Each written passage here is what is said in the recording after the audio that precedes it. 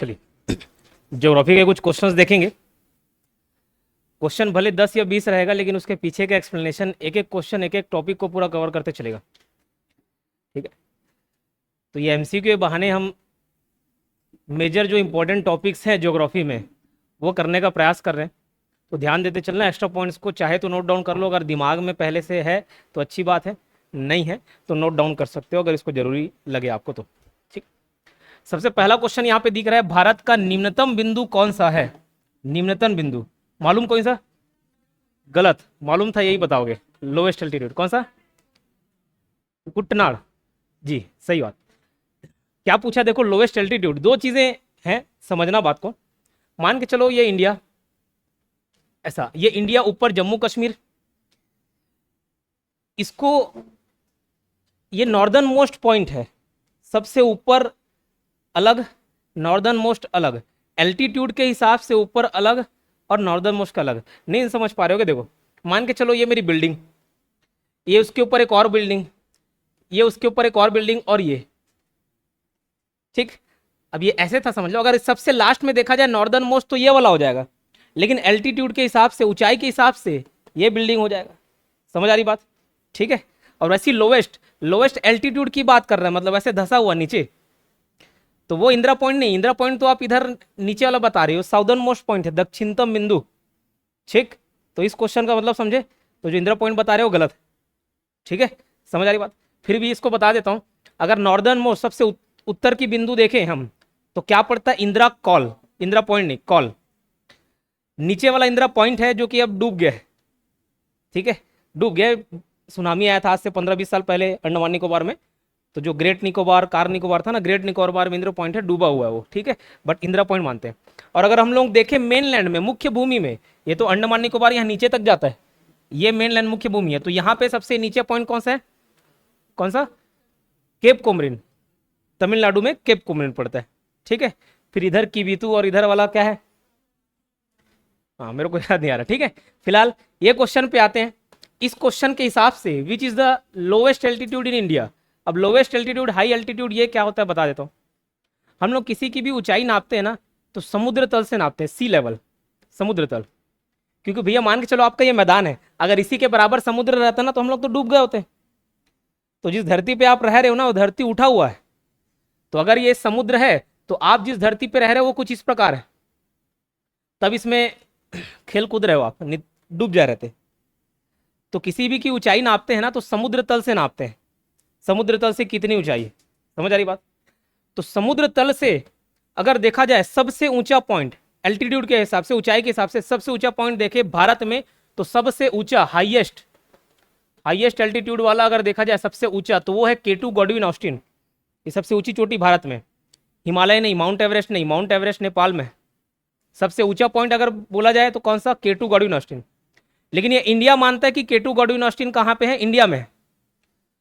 बाकी दूसरे विश्व क्या मानते हैं कि ये पाकिस्तान में, गिलगिट पाकिस्तान में। ये पाकिस्तान का हिस्सा मानते हैं, इंडिया हम अपना हिस्सा मानते हैं। पीओके में पड़ता है, यहाँ पे इंडिया का झंडा नहीं मिलेगा आपको, यहाँ पे पाकिस्तान का झंडा दिखता है, पाकिस्तान ऑक्यूपाइड कश्मीर है। बट फिर भी हम अपना मानते हैं, थ्योरी के हिसाब से केटू गॉडविन ऑस्टिन वाला पॉइंट हमारा है। ठीक है, तो ये जम्मू कश्मीर लद्दाख वाले एरिया में पड़ेगा आपका। क्लियर? ये कौन सा पॉइंट? ऊंचा, हाईएस्ट एल्टीट्यूड वाला। तो लोवेस्ट वाला क्या है? सबसे नीचे, निम्नतम बिंदु, ये है कुट्टनाड़। कुत्ता नहीं, क्या? कुट्टनाड़। ठीक है, कुट्टनाड़ ये कहां पड़ता है मालूम? केरला में। तो जो लोवेस्ट है वो क्या है? कुट्टनाड़, केरला में पड़ता है। आप देखोगे ये सी लेवल से 2-2.5 मीटर और नीचे है।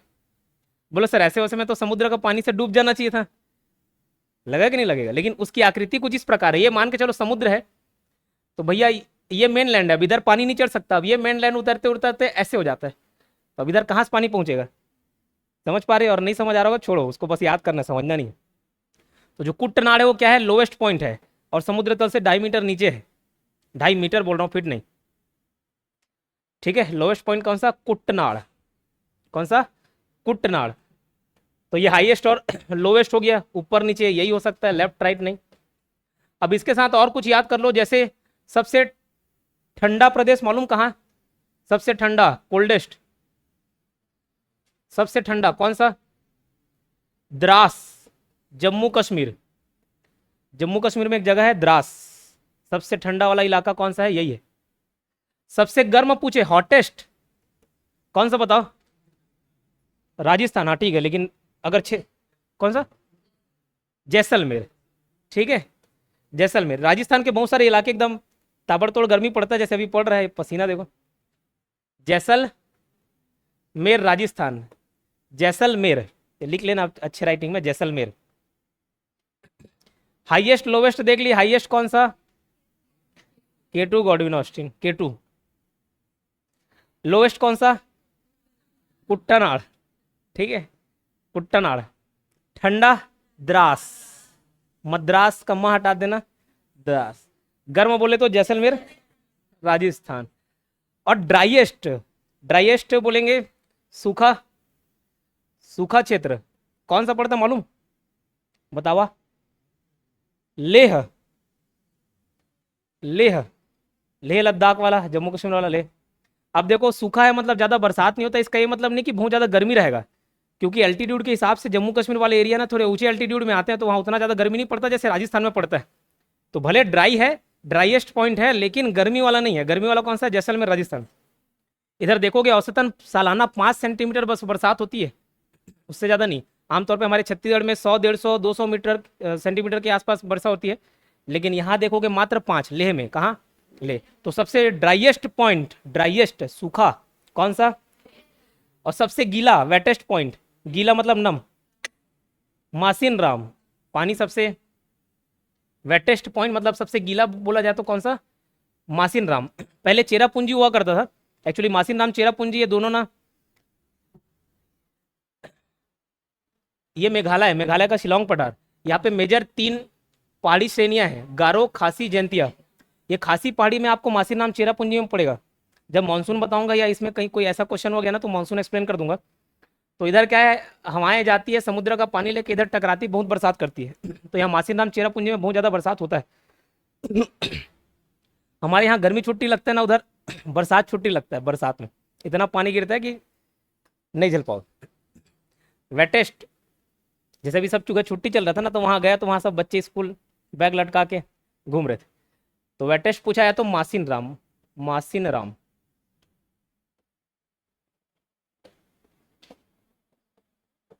मासिन राम कहाँ?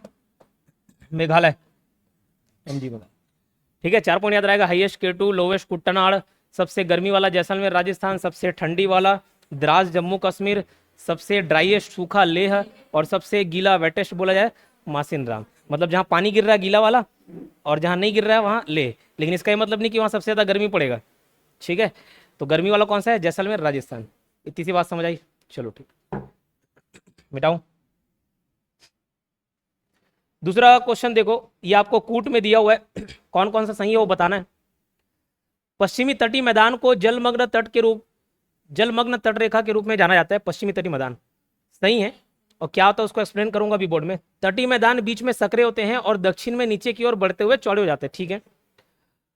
The coastal plains are narrow in the middle and gets broader moving down south. इस क्षेत्र से होकर बहने वाली नदी डेल्टा बनाती है, ठीक। इसका क्या आंसर हो सकता है मैं बताता हूं।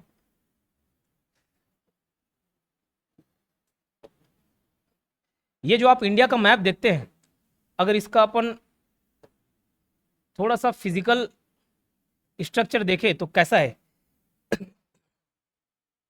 ये एक्चुअल में ये वाला पोर्शन जो दिख रहा है, ये ड्रॉ किया हूं,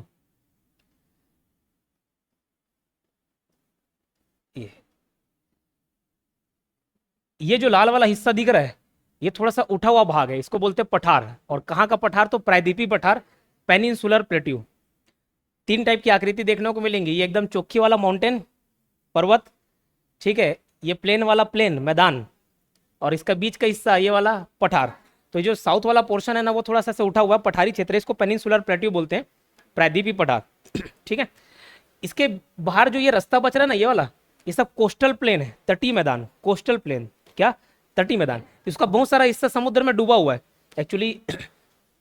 ये कुछ इस टाइप का जाता है, तो यहाँ तक पानी है, समुद्र का पानी, और ये तटीय मैदान, कुछ तटीय मैदान इधर डूबे हुए, और इसके बाद ये पठार चालू हो जाता है, ठीक।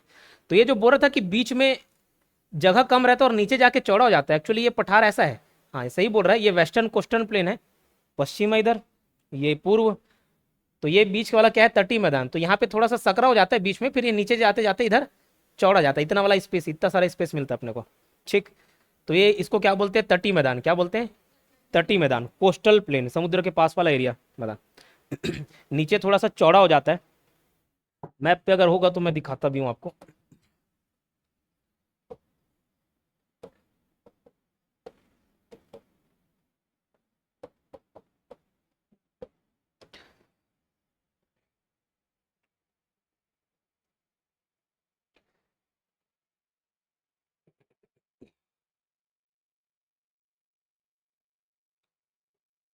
इसमें सब मैप पे ना सब बराबर कर दिए, और ठीक है कोई बात। ये जो है ना, ये तटीय मैदान है, लेकिन ये बीच में, ये तो स्ट्रेट लाइन खींच दिया है, बस बीच में यहाँ पे ऐसे सकरा होता है, और नीचे का ये सब आपको चौड़ा हिस्सा थोड़ा देखने को मिलेगा। ठीक है, क्लियर। ठीक, तो पश्चिमी तटीय मैदान को जलमग्न तट रेखा के रूप में जाना जाता है। क्यों, समुद्र के पास लगा हुआ है, डूबा रहता है। जैसे एक द्वारका, द्वारका नगरी जानते हैं ना गुजरात में, तो पहले हमारे मुख्य भूमि का हिस्सा था वो, अभी जलमग्न है, डूबा हुआ है। ठीक, कृष्ण भगवान को श्राप मिल गया था नहीं, तुम्हारा नगरी डूब जाएगा बोल दी थी। कौन कौन बोला था वैसे, जो पट्टी बांध के रहती थी? हाँ वही, जो भी है। कि तटीय मैदान बीच में सकरे होते हैं और दक्षिण में नीचे होकर बढ़ते हुए चौड़े होते हैं। जी बिल्कुल होते हैं। इस क्षेत्र से बहकर आने वाली नदियां डेल्टा बनाती नहीं। दो प्रकार की आकृति होती है, समझिएगा उसको। जैसे ये वाला जो एरिया है, इतना पोर्शन, इसको मैं 2D फिगर में बना रहा हूं, समझना। ये कुछ इस प्रकार की आकृति है। ठीक, इधर थोड़ा ज्यादा चौड़ा हुआ है और इधर कम ढलान, इधर ढलान ज्यादा है, इधर ढलान थोड़ा कम है। ये यहाँ से ये वाला पोर्शन है, समझ लो। अब यहाँ से जो नदियां निकलती हैं, ये समुद्र में जाती है एकदम स्पीड से, रफ्तार बहुत ज्यादा रहता है, ये समुद्र से टकराती है और वहां पे ज्वार नदमुख का निर्माण करती हैं। ज्वार नदमुख को हम लोग बोलते हैं एस्चुरीज, स्पेलिंग जो भी होगा, एस्चुरी। एस्चुरी मतलब ज्वार नद मुख, ज्वार नद मुख। ठीक, एस्चुरी। तो इधर बहने वाली जितनी भी नदियां हैं, सब के सब क्या बनाती हैं, एस्चुरीज बनाती हैं। कुछ अपवाद है, अपवाद को भी बताऊंगा। इधर बहने वाली जितनी भी नदियां क्या बनाती है, एस्चुरीज बनाती है, ज्वार नदमुख बनाती है। लेकिन जो इधर बहने वाली नदियां हैं, अब यहाँ से जो ये निकल रही नदियां, यहाँ पे ढाल ना धीमी हो जाती है। आप इधर ही ऐसी पानी बहाओगे और ढाल नहीं है, सब तरफ बराबर है, तो क्या पानी फैल जाएगा चारों तरफ। तो ऐसी क्या होती है, जितनी भी ये महानदी है आपकी, गंगा नदी है, कृष्णा है, कावेरी है, ये सारी नदी ना ऐसे बहते तो स्पीड में आती हैं, लेकिन फिर समुद्र के पास पहुंचने से पहले मैदान समतल मिल जाता है तो अपनी पानी को ऐसे बिखेर देती है, और जितना कूड़ा कचरा रहता है ना, सब इधर ही लाके डाल देते हैं। इसी को बोलते हैं क्या, डेल्टा, जो ट्रायंगल की आकृति में होती है, डेल्टा। अंग्रेजी में भी डेल्टा, हिंदी में डेल्टा, समझ आई बात। तो ईस्ट साइड बहने वाली जितनी नदियां हैं क्या बनाती हैं, डेल्टा। वेस्ट साइड जितनी नदियां हैं क्या बनाती है, एस्चुरीज, ज्वार नदमुख। लेकिन वेस्ट साइड बहने वाली दो प्रमुख नदी जो एस्चुरी ना बना के डेल्टा बनाती है, अपवाद स्वरूप, वो है यहाँ से बहती है नर्मदा और एक तापी, नर्मदा और तापी, जो वेस्ट साइड बहती है लेकिन डेल्टा बनाती है। समझ आई बात, मतलब ज्वार नदमुख नहीं बनाती, डेल्टा बनाती है। तो ये अपवाद है, कई बार पूछा जाता है, इसको ध्यान रखना। तो क्वेश्चन देखे तो इसमें से कौन सा सही है, पहला सही है, दूसरा सही है, तीसरा वाला गलत है, क्योंकि ये डेल्टा नहीं बनाती। क्या बनाती है ये सारी नदियां, ज्वार नदमुख बनाती है। ठीक है, और खास बात क्या है, अब देखो, चूंकि ढलान ऐसा एकदम शार्प ढलान है, तो नदियां काफी स्पीड में बहती हैं। तो इधर बहने वाली नदियां ज्यादातर पैरेलल होती है, समांतर होती है। जैसे मान के चलो 4-5 ठोक लाइन से सीढ़ी है ऐसे ढलान वाली, आप उसमें पानी गिराओगे तो ऐसी पैरेलल गिरेगा ना, समांतर, समांतर पैरेलल नदियां बहेंगी। ठीक है, तो इसी कारण इधर की नदियां जितनी भी हैं, सब के सब कैसी नदियां हैं, पैरेलल नदियां, समानांतर नदियां हैं। इस बात को याद रखिएगा। दूसरा क्वेश्चन समझ आया। चलो तीसरा क्वेश्चन देखते हैं। हिमालय पर्वत निम्न में से किस प्रकार के पर्वतों का उदाहरण है? फोल्ड माउंटेन, वलित, मन्नन। जी बहुत बढ़िया। ये नदी पर्वत छोड़ो, ये 3 प्रकार के पर्वत आपको ज्यादातर देखने को मिलेंगे, बृहस्पति, वलित और ज्वालामुखी। पहाड़ों का निर्माण कैसे हुआ है, उस हिसाब से 3 प्रकार से वर्गीकरण किया जाता है। एक होता है ब्लॉक माउंटेन, भ्रंशोत पर्वत, एक होता है फोल्ड माउंटेन, वलित पर्वत या फोल्डेड माउंटेन, और दूसरा होता है वॉल्केनिक माउंटेन। वॉल्केनिक माउंटेन मान के चलो वॉल्केनो वॉल्केनो फट जाता है, ठीक है। तो जो पहाड़ का निर्माण हुआ वॉल्केनो के फटने से, इरप्शन से, उसको कैसा माउंटेन बोलेंगे? Volcanic mountain. उसके बाद फोल्डेड माउंटेन कैसे बोलते हैं? धरती में, जिस समतल धरती में आप रह रहे हो ना, एक्चुअल में वो नीचे, सबसे नीचे देखा जाएगा तो मैग्मा है। मैग्मा के ऊपर तैर रही हैं अलग अलग प्लेटें, बड़ी बड़ी प्लेटें। अपन खाली थाली खाना तो वैसा नहीं, बड़ी बड़ी प्लेटें। तो क्या होता है जब दो प्लेटें ऐसे टकराती हैं तो बीच का जहाँ पे टकरा रहा है ना, वहाँ का मटेरियल ऐसे ऊपर उड़ जाता है। जैसे रेती बचपन में से समेटते थे, शिवलिंग बनाते थे, तो ऐसे पास समेट रहे हैं तो बीच वाला ऐसे खड़ा हो जाता था। तो बस वैसी दो प्लेटें ऐसे आपस में टकराती तो बीच का हिस्सा ऐसे उड़ जाता है। तो वही जो उठा वाला पार्ट है हिमालय। हिमालय कैसा माउंटेन? एक प्रकार का फोल्डेड माउंटेन। पहले इंडिया जैसे अभी देख रहे हो ना, वैसे नहीं था, ऐसे भूगोल वेत्ता बताते हैं। तो इंडिया का जो पेनिनसुलर प्लॉट है वो बह के आया ऊपर से, अफ्रीका से टूट के, और इधर वाला बाहर से आया। दो प्लेटें ऐसे आपस में टकराई, बीच में ऐसे मटेरियल उड़ गया, वही क्या बन गया? हिमालय बन गया। ऐसे ज्योग्राफी पढ़ाने वाले बताते हैं, ठीक है, क्लियर। तो हिमालय कैसा पर्वत है? बल पर्वत। और अभी तक वो ऊपर उठते जा रहा है। जैसे आज से कई साल पहले माउंट एवरेस्ट की ऊंचाई को नापा गया था तो वो था 8848 मीटर। अब नापा गया 2 मीटर बढ़ गया, क्योंकि वो धीरे धीरे धीरे उड़ते जा रहे हैं। एकदम साइंस ऐसे नहीं उड़ जाएगा कि आपको दिख जाए, धीरे धीरे धीरे धीरे, जो एकदम नेग्लिजिबल रहता है, पता नहीं चलता। इसी कारण उत्तर भारत की जितने भी क्षेत्र है ना, सब अनस्टेबल है, वहाँ भूकंप वगैरह ज़्यादा आता है एज कम्पेयर टू प्रायद्वीपी। प्रायद्वीपी वाले में उतना नहीं आता क्योंकि ये फिक्स स्ट्रक्चर है, यहाँ कोई चेंजेस नहीं होता। लेकिन ऊपर वाला पार्ट उड़ते जा रहा है इसलिए भूकंप ज़्यादा आता है। फोल्डेड माउंटेन समझ गए। ब्लॉक माउंटेन क्या होता है? मान के चलो ये समतल पार्ट है, किसी कारणवश इधर वाला हिस्सा भसक गया, ऐसे बीच बीच का ये वाला हिस्सा भसक गया, ये समतल था, ये दोनों वाला भसक गया। तो ये जो दिख रहा है ऐसे चौखी, ये क्या हो गया? अब ये पहाड़ हो गया। यहाँ पे आप रहोगे तो इसके लिए आपके लिए ये पहाड़ हो गया, ये पहाड़ हो गया, ये पहाड़ हो गया, यार क्या। तो ऐसा पर्वत क्या होता है? ब्लॉक माउंटेन, जो दोनों तरफ से ब्लॉक हो। आमतौर पे जब आप इंडिया का नदी पढ़ोगे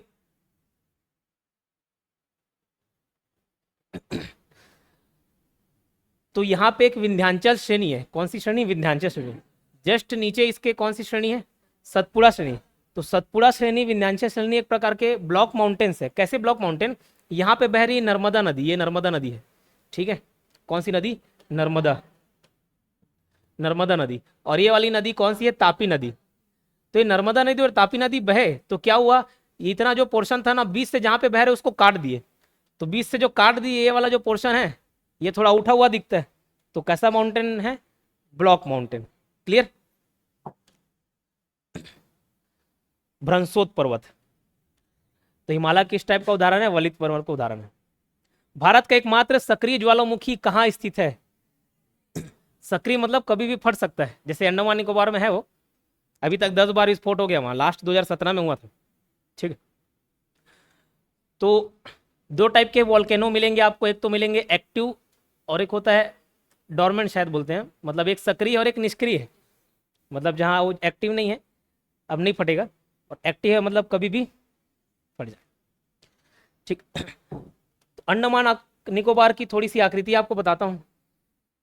ये जो पोर्शन है तो इधर ना 4 ठोक मेजर आइलैंड अंडमान में, फिर 2 ठोक मेजर आइलैंड निकोबार में।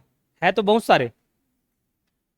सारे मेजर जो आइलैंड्स हैं ये 6 अंडमान निकोबार में, ठीक है। यहाँ एक 10 डिग्री चैनल जो अंडमान और निकोबार को अलग करती है। कौन सा डिग्री चैनल? याद रखना, 10 डिग्री चैनल। तो पूछा जाए 10 डिग्री चैनल किसको अलग करती है? अंडमान को निकोबार से। और वो एक काल्पनिक रेखा है सर, कोई खिंचा हुआ नहीं है, बाउंड्री नहीं है, काल्पनिक रेखा है, हम लोगों ने माना है। उसका नाम दे दिया क्या? 10 डिग्री चैनल।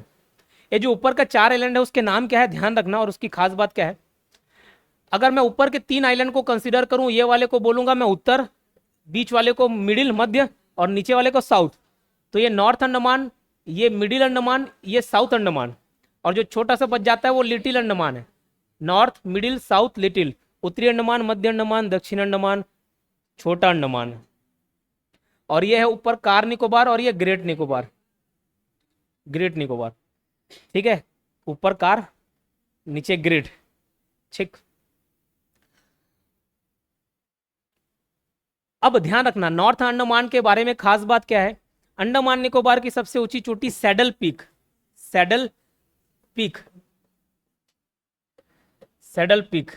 ये कहाँ पड़ता है पूछा जाए तो नॉर्थ अंडमान में, ऊपर में, सबसे ऊपर में, ऊपर चोटी है, ये याद रख सकते हो। मध्य अंडमान, खास बात क्या है, सबसे बड़ा आइलैंड कौन सा है, मध्य अंडमान है, मिडिल अंडमान। साउथ अंडमान की खास बात क्या है, यहाँ पे अंडमान निकोबार की राजधानी पोर्ट ब्लेयर है। कल बंदरगाह जब पढ़ रहे थे तो देखे, ठीक है, कौन सा ये, पोर्ट ब्लेयर, साउथ अंडमान में। लिटिल अंडमान के बारे में बताता हूँ, खास बात क्या है, ये आपका कार निकोबार, ये ग्रेट निकोबार।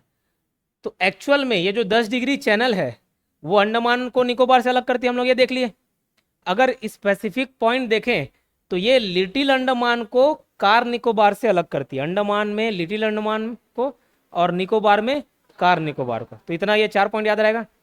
नॉर्थ अंडमान में सबसे ऊंची चोटी सैडल पीक, मिडिल सबसे बड़ा, साउथ दक्षिण में क्या है पोर्ट ब्लेयर है, और लिटिल अलग करता है लिटिल अंडमान और कार निकोबार को कौन सा, 10 डिग्री चैनल।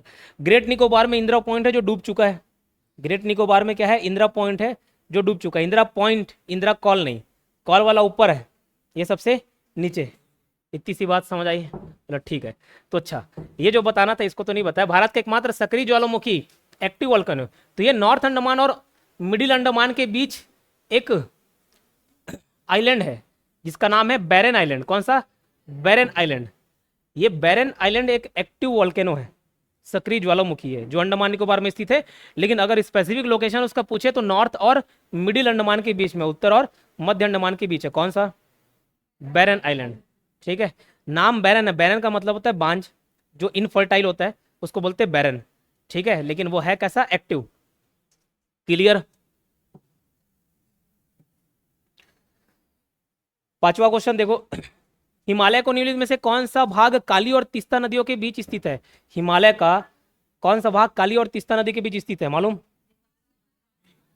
नेपाल हिमालय, ठीक है, देखते हैं।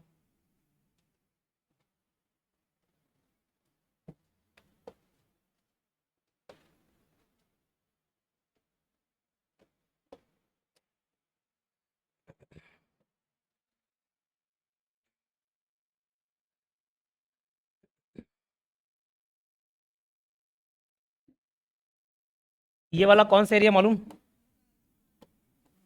ये नेपाल है, ये भूटान है।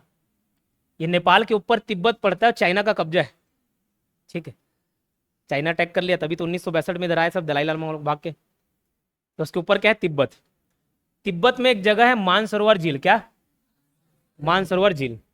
मानसरोवर झील के आसपास से 3 प्रमुख नदियां निकलती हैं, मानसरोवर झील के आसपास से, जो कि कहाँ है, तिब्बत में।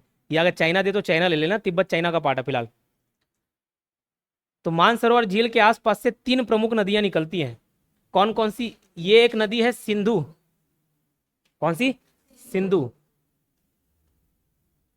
सिंधु कहाँ से निकलती, चोमोलुंगलुंग ग्लेशियर से, कहा, चोमोलुंगलुंग ग्लेशियर, ठीक है। तो ऐसे याद कर ले, सिद्धू पाजी क्रिकेटर क्या है, ठीक है, शर्म आ रहा है बोलने में लेकिन वैसे ही याद किया, ठीक है। तो सिंधु पाजी है, चोमू है, तो चोमोलुंगलुंग ग्लेशियर याद रख लेना, ठीक है। फिलहाल वो उसको बाद में देखेंगे। ये सिंधु नदी, और यहाँ से एक निकलती कौन सी, सतलज नदी। कौन सी नदी, सतलज नदी। और इधरी से एक और नदी निकलती जो इस साइड बहती है, इसका नाम है ब्रह्मपुत्र नदी। कौन सी, ब्रह्मपुत्र नदी। सिंधु और ये वाली नदी कौन सी हो गई, सतलज। सिंधु नदी को अंग्रेजी में इंडस बोलते हैं, सतलज सतलज ही है। और ये ब्रह्मपुत्र नदी, कौन सी, ब्रह्मपुत्र नदी, जिसको अलग अलग जगह अलग अलग नामों से जाना जाता है। जैसे इधर सांगपो, क्या, सांगपो, फिर उधर दिहांग, फिर ब्रह्मपुत्र, अलग अलग नाम है, ठीक है।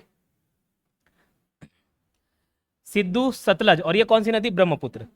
यहाँ पे नेपाल बॉर्डर को टच करते हुए एक नदी आती है जिसका नाम है काली, क्या, काली, काली नदी। ये कौन सी हो गई, काली। और यहाँ सिक्किम में एक नदी बहती है जिसका नाम है तीस्ता, जो ब्रह्मपुत्र की एक सहायक नदी है। कौन सी नदी, तीस्ता। इतना समझ आया, सिंधु, सतलज, ब्रह्मपुत्र, ये वाली काली, और ये तीस्ता। अब ध्यान देना, अब ध्यान देना, ये जो सिंधु और सतलज नदी, क्योंकि इसको नॉर्मल ट्रिक से याद करने से बेहतर है कि मैप से याद कर लोगे ना, परमानेंट याद रहता है। मैं भी पहले कोड से याद करता था, फिर लगा कि उससे याद नहीं हो रहा, मैप से ज़्यादा अच्छे से याद हो जाएगा। सिंधु और सतलज के बीच जो हिमालय है, सिंधु और सतलज के बीच जो हिमालय, ये पूरा हिमालय बसा हुआ है, ये पार्ट में, ये पूरा श्रेणी हिमालय है। सिंधु और सतलज के बीच का जो पोर्शन है, जो हिमालय है, उसको हम लोग क्या बोलते हैं, कश्मीर हिमालय या पंजाब हिमालय। ये वाला एरिया क्या है, याद रख लेना, कश्मीर हिमालय, कश्मीर हिमालय या पंजाब हिमालय, और इसी में ही कश्मीर और पंजाब दोनों बसा हुआ है। लद्दाख, कश्मीर, जम्मू, पंजाब सब इसी में बसा हुआ है। ठीक है, समझ आई बात? क्लियर? तो सिंधु और जो सतलज नदी उसके बीच का जो हिमालय कौन सा पार्ट है? कश्मीर या पंजाब हिमालय। फिर ये जो सतलज और काली नदी है इसके बीच का हिमालय को कुमायूं हिमालय बोलते हैं या हिमाचल हिमालय, क्योंकि हिमाचल प्रदेश उत्तराखंड इधर ही बसा हुआ है। तो इसके बीच वाला क्या हो गया? अगर एक नाम पूछे तो कुमायूं हिमालय। कुमायूं, कुमायूं जानते हो? उसका बाबू कुमायूं। ठीक है, ऐसा नहीं है, कुमायूं हिमालय, KUMAON, कुमायूं हिमालय। कहाँ कहाँ बोला? सतलज और काली नदी के बीच। फिर काली और ये तीस्ता नदी के बीच में पूरा नेपाल बसा हुआ है, तो इसको कौन सा हिमालय बोलेंगे? नेपाल हिमालय। कौन सा? नेपाल हिमालय। ये कौन सा हिमालय था? कश्मीर। ये वाला नेपाल हिमालय। ठीक है, उसके बाद और कौन सा बच रहा है? ये हो गया। फिर ठीक है, ये तीस्ता नदी से ये जो ब्रह्मपुत्र नदी के बीच वाला एरिया है इसको हम लोग बोलते हैं असम हिमालय। असम ज्यादातर इधर ही पड़ जाता है, तो इसको क्या बोल देते हैं? असम हिमालय। क्या? असम हिमालय। इसके उस पार भी कोई हिमालय क्या है? उसको बोलते हैं पूर्वांचल हिमालय। अरे ये नदी के बाद भी तो पड़ रहा है क्या? इस नदी के बाद भी हिमालय पड़ती है। एक्चुअली में जो हिमालय का पोर्शन है ये ऐसे सीधा सीधा जाता है, उसके बाद यहाँ से ना दक्षिण मोड़ ले लेता है, ये पूरा इंडिया और म्यांमार की बाउंड्री बनाता है। तो इस नदी के बाहर जो ये वाला हिमालय पड़ता है ना, वो कौन से श्रेणी में आता है? पूर्वांचल हिमालय। क्या बोलते हैं? पूर्वांचल। अंग्रेजी में भी इसको पूर्वांचल बोलते हैं या eastern hills, eastern Himalaya. Clear? तो याद रहेगा 5 ठो। कश्मीर पंजाब, दूसरा कुमायूं, तीसरा नेपाल, चौथा असम हिमालय, उसके बाद जो इस पर जो बच गया कौन सा? पूर्वांचल। ठीक है, पूर्वांचल या ईस्टर्न हिमालय, पूर्वोत्तर हिमालय। समझ आई बात?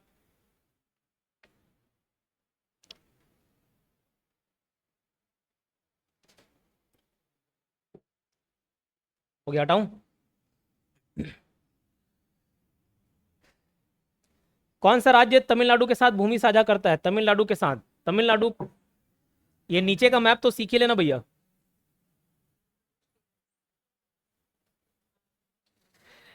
ये देखो, ये वाला हिस्सा है गुजरात। कौन सा? गुजरात। ठीक है, ये नीचे का ये वाला पोर्शन पड़ता है केरला, यहाँ से ये जाता है तमिलनाडु।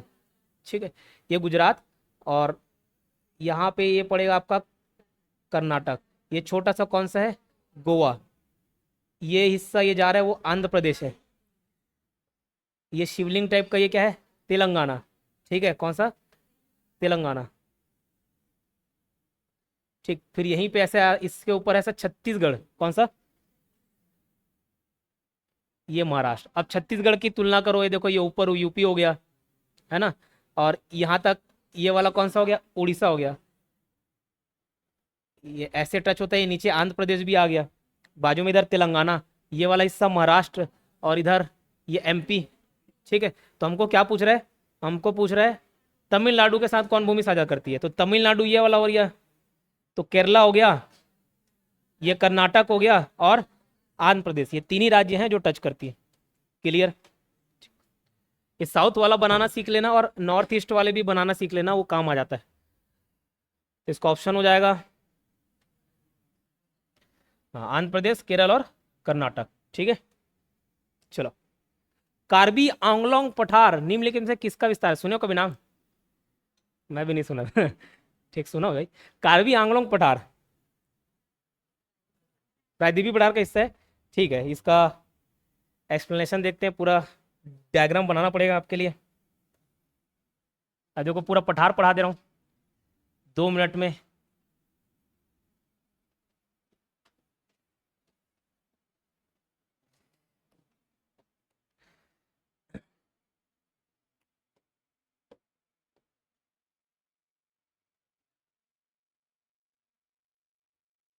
ये जो दिख रही है पतली सी लकीर जो बनाया हूँ, ये क्या है? प्रायद्वीपीय पठार। ये ऐसे ऊंचा हुआ भाग है। ठीक है, उठा हुआ। समझ आ रही बात?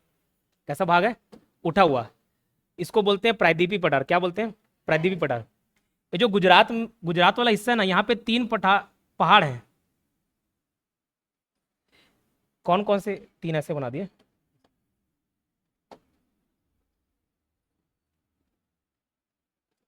ये 3 पहाड़ है।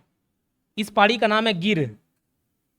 गिर पहाड़ी, गिर नेशनल पार्क है नहीं, गिर पहाड़ी, ये है बारदा, क्या, बारदा, और ये है मांडव, मांडव। तो गिर, बारदा, मांडव, ये पूरा प्रायद्वीपीय पठार। ये क्या हो गया, गिर, बारदा, मांडव।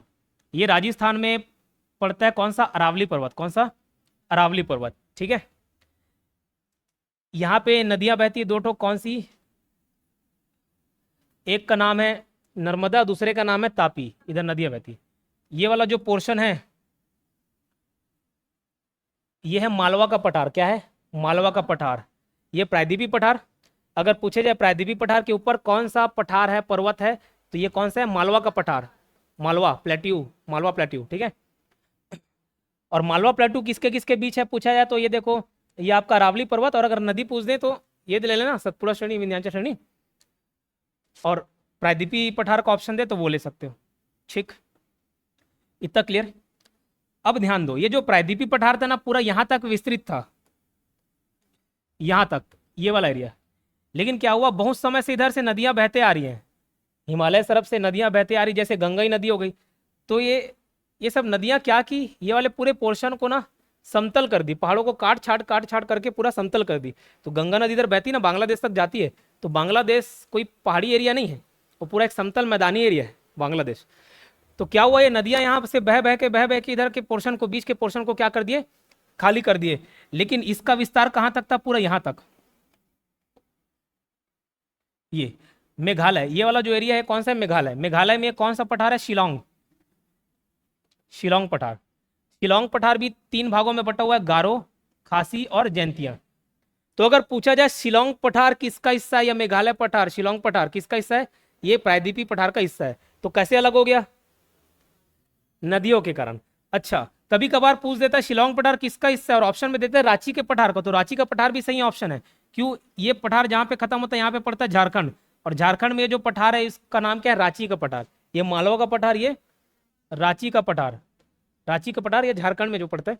छोटा नागपुर पठार वही है रांची में, ठीक है, छोटा नागपुर पठार। तो अगर शिलोंग पठार किसका हिस्सा है पूछ दे तो ये छोटा नागपुर पठार का भी हिस्सा है। और छोटा नागपुर पठार खुद किसका हिस्सा है, प्रायद्वीपीय पठार का। तो मैं क्या बोल सकता हूँ, शिलोंग पठार डायरेक्ट प्रायद्वीपीय पठार का हिस्सा है, जी बिल्कुल। अब ये जो मेघालय खत्म होता है यहाँ पे पड़ता है असम। असम में एक पहाड़ी है जो क्या नाम था अभी, कार्बो आंगलोंग जो था ना, कार्बो आंगलोंग। तो कार्बो आंगलोंग किसका हिस्सा है, मेघालय पठार का। और मेघालय पठार किसका हिस्सा है, रांची पठार का। रांची पठार किसका हिस्सा है, प्रायद्वीपीय पठार। तो अल्टीमेटली ये किसका हिस्सा हो गया, प्रायद्वीपीय पठार का। समझ आया। और जस्ट इसके ऊपर असम में और एक पहाड़ी है, मिकिर और रेंगमा, क्या, मिकिर और रेंगमा, मिकिर और रेंगमा। ये 2 मित्र के नाम था, मिहिर और रेशमा। तो मिहिर से मिकिर कर लिए और रेशमा से रेंगमा कर लिए। समझ आया, ठीक है। तो ऑप्शन में फिलहाल क्या दिया था, ऑप्शन में क्या दिया है देखो, कार्बी आंगलोंग पठार किसका विस्तार है, हिमालय का नहीं, वेस्टर्न प्लेन का नहीं, नॉर्दर्न प्लेन का नहीं, प्रायद्वीपीय पठार का। अगर यहाँ पे प्रायद्वीपीय पठार नहीं देता, ऑप्शन रांची पठार देता या छोटा नागपुर का पठार लेते, हाँ। अगर वो ना देके, नहीं और क्या ही बचता, सब तो दे ही दिया, ठीक है। मिकिर रेंगमा भी किसका हिस्सा है, तो यही प्रायद्वीपीय पठार का हिस्सा है। कौन सा दर्रा राज्य या संघ राज्य क्षेत्र सुमेलित है, ठीक है। इसके लिए पूरा दर्रा ही पढ़ाना पड़ेगा आपको। एक साथ पूरे दर्रे वाले क्लास निपटा दे रहा हूँ, 5 मिनट लगेगा।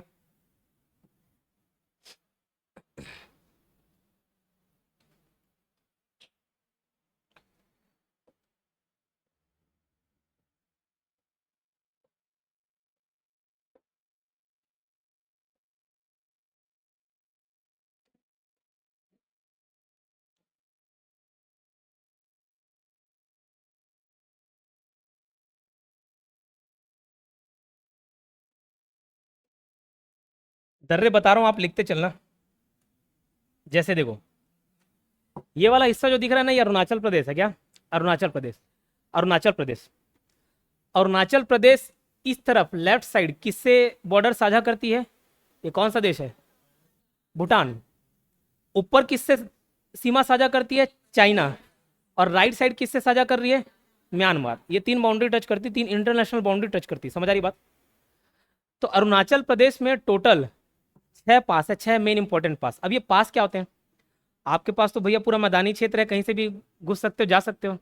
लेकिन पहाड़ी क्षेत्र में एक पहाड़ को दूसरे पहाड़ से अगर कनेक्ट करना हो या टच करना हो या क्रॉस करना हो, तो वहाँ नेचुरली कुछ पासेस बने हुए हैं।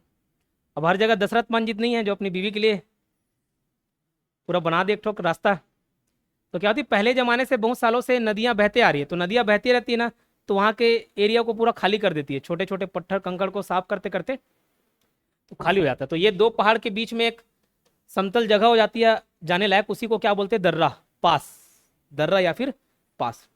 तो अरुणाचल प्रदेश में टोटल 6 इंपॉर्टेंट दर्रे हैं, उसको याद रखना। और उसको कैसे याद किया हूँ, अरुणाचल से अरुणा याद आता है, अरुणा भी मेरी एक मित्र का नाम था। और दीपा, दीपा भी एक लड़की का नाम है, ठीक है, वो अरुणा की मित्र थी, हर कोई मेरी मित्र नहीं है, ठीक है। तो छत्तीसगढ़ी में ऐसे अगर किसी को झगड़ा होता है तो ऐसे बोलते हैं ना, मारोला, बकोला। तो मैंने अरुणा को बोला बक दीपाला, दीपाला मतलब दीपा को, ला मतलब होता है, तो बक कौन ला, दीपाला। क्या बकना है वो नहीं, बस बकना है वो जानना है। तो बक से, ब से है बोमडिला, बोमडिला, क्या, बोमडिला। फिर बौर का में बीच में यह आ जाता है, यांग याप, यांग याप।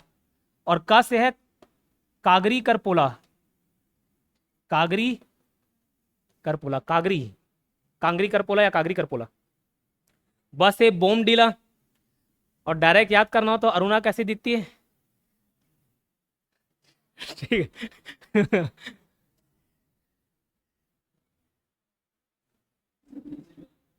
हाँ, ये देखो, ये बोमडिला है, बोमडिला। मेरा मापा और यह सब एक जैसे दिखता है, बोमडिला। यह है यांग याप, यांग याप। और यह है कागरी करपोला, कागरी करपोला। ये तीनों चाइना बॉर्डर पे है, किस पे, चाइना बॉर्डर पे, इंडिया चाइना बॉर्डर पे, ये लो ऊपर बनाया हूँ। फिर ये जो म्यांमार के साथ है ना, यहाँ पे भी 3 ठोक पासेज हैं। तो बक दीपला, दिस है दीफू, क्या, दीफू, दीफू। प से है पांगसाड़, पांगसाड़, पांगसाड़। दीपला, ला से लिखा पानी शायद, लिखा पानी, लिखा पानी,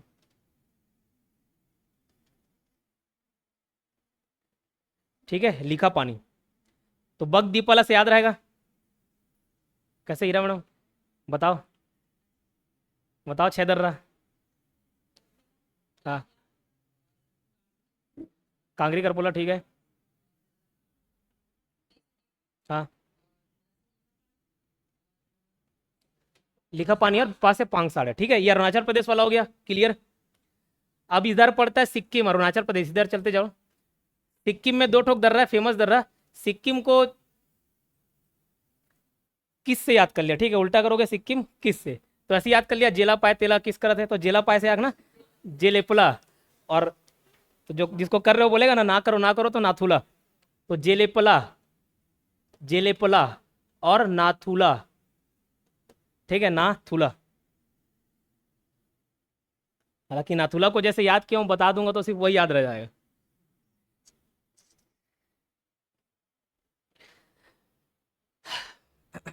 सिक्किम में क्या है, जेलेपला, जेला पाएतेला, ऐसा जेलेपला और नाथुला, ठीक बा। अब उसके बाद तो इधर ये नेपाल पड़ जाता है, ये पड़ता है उत्तराखंड।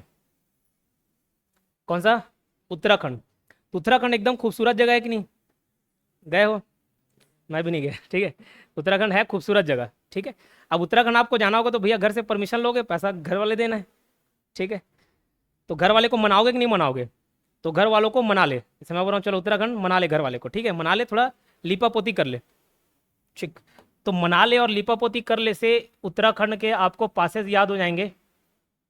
मनाले से, माँ से है 2 ठोक, मानाला, मुलिंग, मनाले। कहाँ जाने के लिए, उत्तराखंड जाने के लिए। तो उत्तराखंड में मानाला, मुलिंग, नाले, मनाले से नी से आगना नीतीला, ये भी कहाँ है, उत्तराखंड में। मनाले, लास्ट में ले से आगना लिपू लेक, इधर वाला लेखा पानी था, ये लिपू लेक है, ठीक है। तो 4 ठोक आपको दर्रे याद करना पड़ेंगे, ये किस में है, उत्तराखंड में। ठीक, कहाँ पे? उत्तराखंड में। मानाला, Muling, नीतिला, Lipulekh.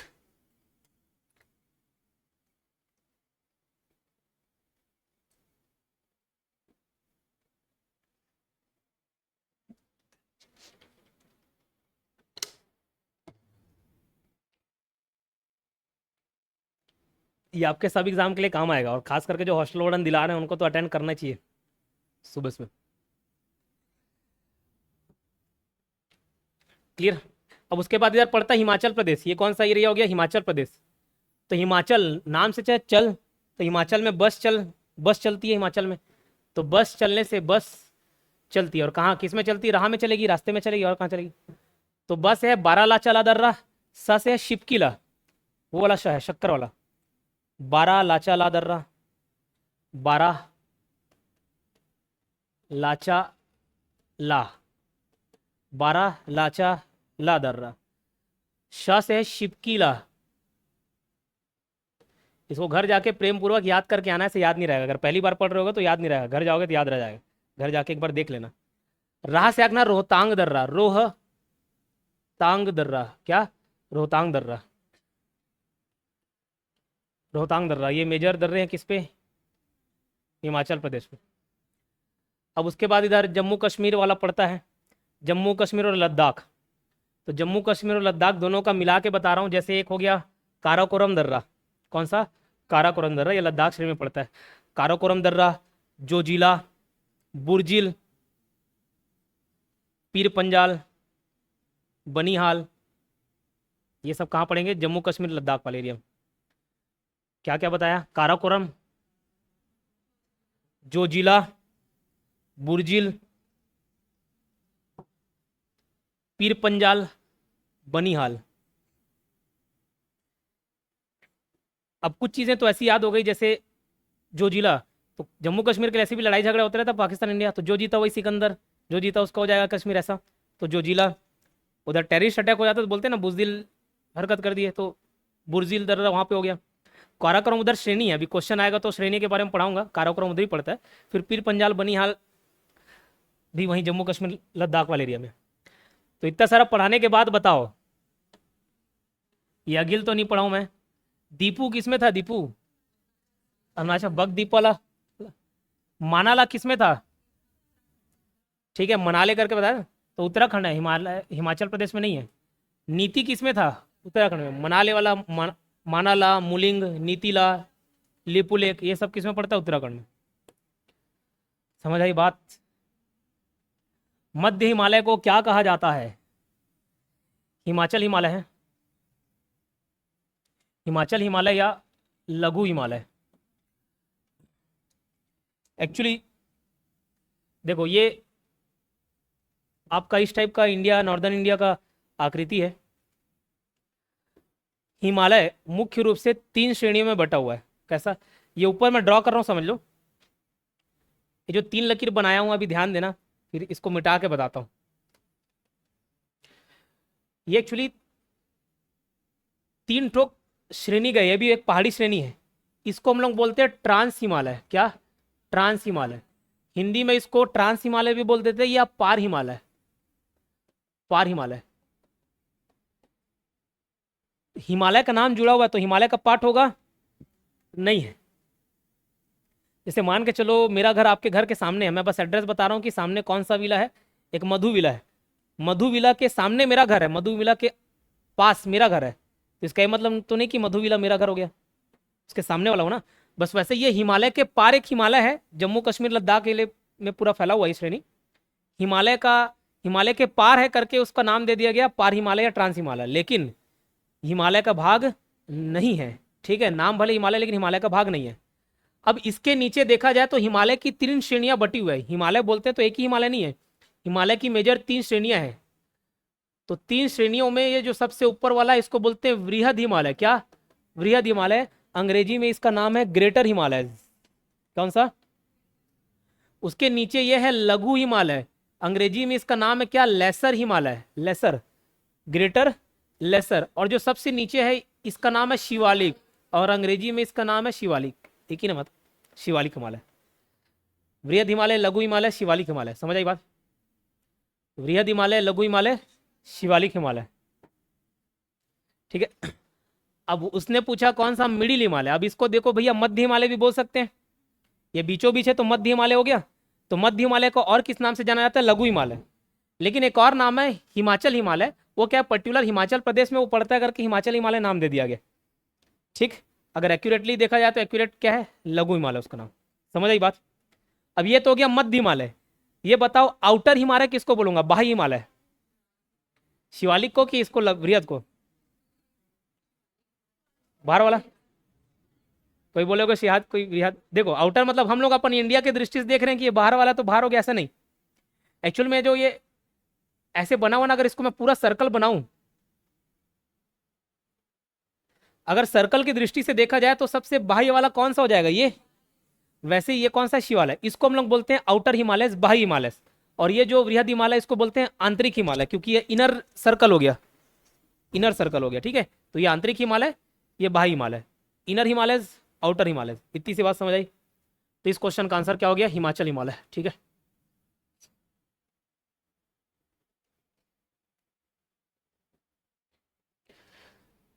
Last question, time हो गया वो, लेकिन इसमें भी टाइम। कालसूबाई चोटी कहाँ पे? देखते हैं, अब चोटी लाइन से पढ़ा देता हूँ सारे इंपॉर्टेंट जितने भी चोटी हैं।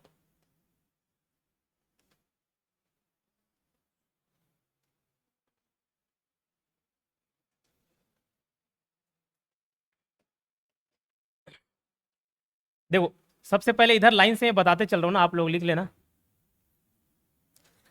ये जो बनाया ड्रॉ किया, ये क्या है? वृहद हिमालय। जितने भी हिमालय के बड़ी बड़ी चोटियां हैं ना, सब वृहद हिमालय में है। फिर धीरे धीरे उसकी ऊंचाई कम होती जाती है, वृहद हिमालय की ऊंचाई ज़्यादा, फिर लघु हिमालय की थोड़ा सा छोटा, और शिवालिक हिमालय की और थोड़ी छोटी, ठीक है। अब लाइन से जितने स्टेट पढ़ेंगे सबका मैं चोटी बताते चल रहा हूँ, एकदम नाम याद रखना आप, ठीक है। जैसे अरुणाचल प्रदेश, अरुणा एक नाम लगता है, नाम। तो अरुणाचल प्रदेश में एक चोटी जिसका नाम है नामचा बारवा। क्या? अरुणा एक नाम हो गया, तो नाम से रखना नामचा बारवा, ठीक है। नामचा बारवा सबसे ऊंची चोटी, नामचा बारवा। ये वृहद हिमालय में लाइन से चोटी बता रहा हूँ आपको, तो ये क्या हो गया? नामचा बारवा। फिर यहाँ सिक्किम, सिक्किम में एक ठोक चोटी पड़ता है जिसका नाम है कंचनजंगा। तो कंचन को किस से याद कर लिया, ठीक है। तो किस से सिक्किम याद आएगा? कंचन से, आगना कंचनजंगा। तो कंचनजंगा, कंचनजंगा, ये जो चोटी कहाँ पे पड़ेगा? सिक्किम में। कहाँ? फिर नेपाल, ये पड़ रहा है नेपाल। नेपाल में लाइन से, अब इसको लाइन से याद करना ना, राइट से लेफ्ट बताते चल रहा हूँ आपको। फिर लेफ्ट से राइट पूछे, राइट से लेफ्ट पूछे, जैसे भी पूछे, या east to west, west to east, जैसा भी पूछे आप बता लोगे। तो नामचा बरवा इधर सबसे ईस्ट से स्टार्ट किए या राइट से स्टार्ट किए, फिर आया कौन सा? कंचनजंगा। अब नेपाल में 5 मुख्य चोटी, इसको याद करा रहा हूँ। मैम, जैसे कई लोग रहते हैं ना नेपाली टाइप का दिखते हैं, तो नेपाली मैम बोल दिए। मैम से उसको मैमड़ा कर लेना। क्या कर लेना? मैमड़ा, नेपाली मैमड़ा, ठीक है। तो मैमड़ा। एम से है मकालू, ए से है एवरेस्ट, एम से है मसालू, मकालू, मसालू, कालू का भाई मकालू, ठीक है। तो मकालू, एवरेस्ट, मसालू। मैम, मैम हुआ कि नहीं हुआ? मकालू, एवरेस्ट, मसालू। फिर डी ए से धौलागिरी और अन्नपूर्णा, मैमड़ा। डी से धौलागिरी और ए से अन्नपूर्णा, ये सब किस में पढ़ते हैं? नेपाल में पढ़ते हैं। तो माउंट एवरेस्ट किसका भाग है पूछा जाए तो वृहद हिमालय का भाग है। कहाँ स्थित है? नेपाल में, इंडिया में नहीं, नेपाल में, ठीक है। तो मैमड़ा से याद रख लेना उसको भाई।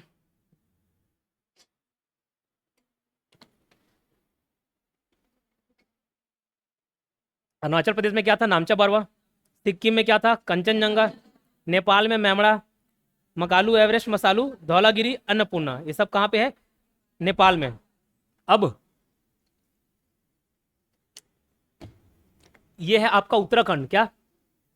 उत्तराखंड। तो उत्तराखंड में लाइन से ऐसे ही राइट से अगर मैं लेफ्ट जाऊं या ईस्ट टू वेस्ट जाऊं, तो लाइन से क्या क्या पड़ेगा उसको बता रहा हूं। उत्तराखंड वाले को याद कैसे किया? आज से 10 साल पहले बहुत भीषण बाढ़ आया था वहां, मालूम? उत्तराखंड में सबका काम खत्म हो गया, लाशें से बह रही थी, ठीक है, बहुत लोग मरे थे उसमें। तो छत्तीसगढ़ी में एक वर्ड है नंदा जाना, समझते हो नंदाना मतलब? एक गाना भी है, नंदा जाही कारे, नंदा जाही कारे, नंदा जाही का, ऐसा याद है? तो नंदाना मतलब होता है विलुप्त हो जाना, खत्म हो जाना। तो भैया उत्तराखंड में बाढ़ आया तो आधे लोग क्या हो गए? नंदा गए। तो नंदाने से आगना नंदा देवी, पहला पर्वत वहां पे पड़ता है नंदा देवी, और उसको लाइन से क्रमानुसार याद रखना। उत्तराखंड में पहला पर्वत कौन सा? नंदा देवी चोटी, नंदा देवी चोटी। अब नंदाने का क्या मतलब होता है? काम हो गया, काम तमाम हो गया, काम खत्म हो गया। तो दूसरा है कामेट, नंदा देवी, कामेट।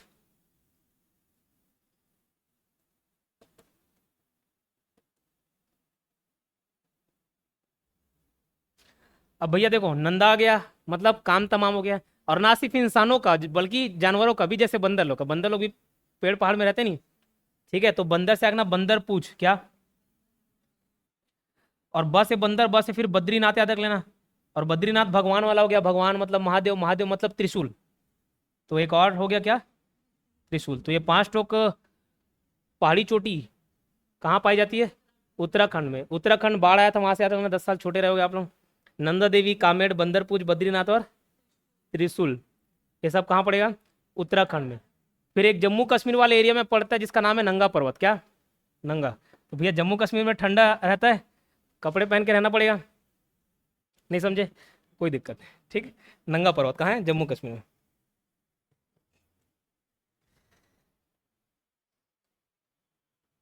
अब ये तो हो गया उत्तर भारत वाला। अब जो बताना है क्वेश्चन के हिसाब से, वो महाराष्ट्र में, यहाँ पे देखो ये जो पेनिनसुलर प्लेट्यू बताया था नहीं, ये सब पहाड़ी एरिया है ये वाला। इधर वाले एरिया को हम लोग सह्याद्री भी बोलते हैं। क्या बोलते हैं? सह्याद्री, या वेस्टर्न घाट भी बोलते हैं, पश्चिम घाट या सह्याद्री, अंग्रेजी में भी सह्याद्री, हिंदी में भी सह्याद्री, या वेस्टर्न घाट, पश्चिम घाट। इसमें महाराष्ट्र में एक चोटी है फेमस, 2 चोटी है। एक का नाम है, अभी ऊपर क्या पूछा? कालसू कालसू बाई। और दूसरा एक ठोक मिलेगा आपको महाबलेश्वर। तो 2 ठोक चोटी है, ऊपर है कालसूबाई, जस्ट उसके ठीक नीचे क्या है? महाबलेश्वर। महाबलेश्वर के बारे में खास बात क्या मालूम? वहां से कौन सी नदी बहती है? कृष्णा नदी का उद्गम होता है। तो दोनों चोटी कहाँ पे पड़ेंगे आपको? महाराष्ट्र में। कहाँ पड़ेंगे? महाराष्ट्र में, ठीक है। तो कालसूबाई और महाबलेश्वर दोनों कहाँ पड़े गए आपके? महाराष्ट्र में। ये जो कर्नाटक है ना, कर्नाटक में एक फेमस चोटी जिसका नाम है कुद्रेमुख। क्या? क से कर्नाटक, क से कुद्रेमुख, क से कर्नाटक, क से कुद्रेमुख, कुद्रे, कुदरे ऐसा नहीं, वैसे कुद्रे, कुद्रेमुख चोटी, ठीक बा। अब इसके बाद नीचे ये केरला में ना, ये जो पहाड़ी है उसको बोलते हैं अन्नामलाई। क्या? अन्ना, नीचे अन्ना लोग रहते हैं, तो क्या नाम हो गया? अन्नामलाई। अन्नामलाई में एक ठो पहाड़ी है जिसका नाम है अन्नामुड़ी। अन्नामुली, अन्नामुली बोलता हूँ। अन्नामलाई में एक पहाड़ी जिसका नाम है अन्नामुड़ी। किसका मुड़ी? अन्ना का मुड़ी, अन्नामुड़ी, ठीक है। अन्नामलाई की सबसे ऊंची चोटी अन्नामुड़ी। अच्छा देखो, ये जो वेस्टर्न घाट इधर आता है ना, और यहाँ से एक ईस्टर्न घाट, ये दोनों जो पहाड़ी श्रेणी है, ऐसा लगता है कि 2 अलग अलग पहाड़ी श्रेणी यहाँ पे आके मिलते हैं। जहाँ पे आके मिलते हैं उस घाट को, एक ऐसा लगता है घाट का निर्माण कर रहा है। मतलब ये इधर से पहाड़ी श्रेणी, ये इधर से पहाड़ी श्रेणी, जहाँ पे मुलाकात होती है वहाँ पे एक घाट का निर्माण होता है। उस घाट को बोलते हैं नीलगिरी घाट। तो नीलगिरी घाट 3 राज्यों में फैला हुआ है। कौन कौन से? याद रखना, केरला, तमिलनाडु और कर्नाटक। केरला, तमिलनाडु और कर्नाटक। तो ये नीलगिरी में एक चोटी है जिसका नाम है दोदा बेटा। जैसे बोलते हैं ना, अरे देख के चल गिर जाएगा बेटा, तो गिर जाएगा बेटा से दोदा बेटा। नीलगिरी की सबसे ऊंची चोटी कौन सी? सबसे ऊंची का पता नहीं, दोदा बेटी, दोदा बेटा, बेटी हो गया, दोदा बेटा। तो दोदा बेटा किस पे है? नीलगिरी, तमिलनाडु, ठीक है।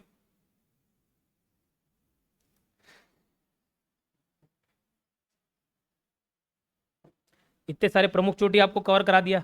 और भी बहुत सारे तमिलनाडु में मिल जाएंगे, जवादी, शेवाराय, तेलंगाना में शेषाचलम, उसको बाद में देख लेंगे, टाइम हो गया, ठीक है। तो फिलहाल ये पूछा था कालसूबाई चोटी कहाँ है, आप बताओ कहाँ है? महाराष्ट्र ना, ठीक। आज के लिए फिलहाल इतना ही। जो इस वीडियो को यूट्यूब में देख रहा होगा, चैनल सब्सक्राइब कर सकते हो,